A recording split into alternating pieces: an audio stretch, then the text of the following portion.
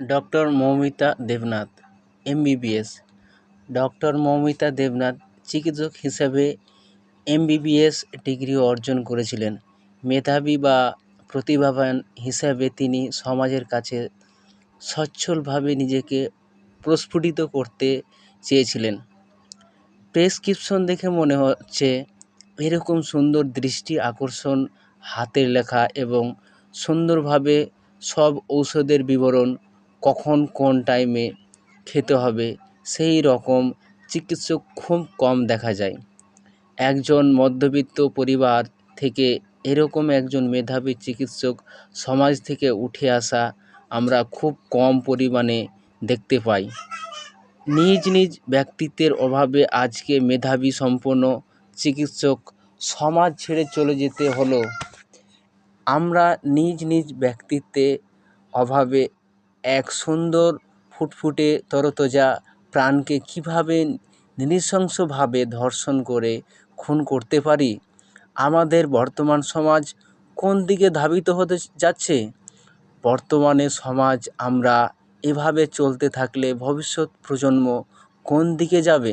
আমরা এই সুন্দর পৃথিবীটাকে ঘৃণ্য কাজের দ্বারা কলুষিত করে তুলেছি। আমাদের কবে বাস্তবতার শিক্ষা হবে?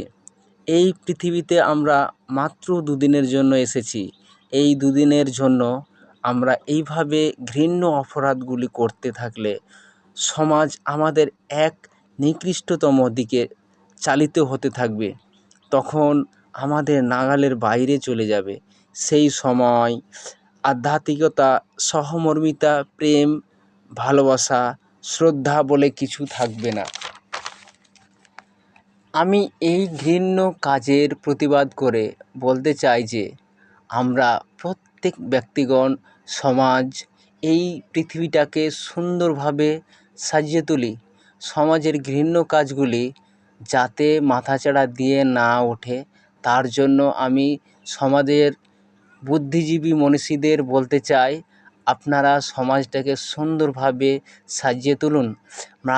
মাতৃত্ববোধ, পিতৃত্ববোধ, ভ্রাতৃত্ববোধ, মায়া, মমতা, অহিংস সবার মাঝে জাগিয়ে তুলুন। এই কথাগুলি বলে আমি বুদ্ধিজীবী মানুষদের করজোড়ে অনুরোধ করছি।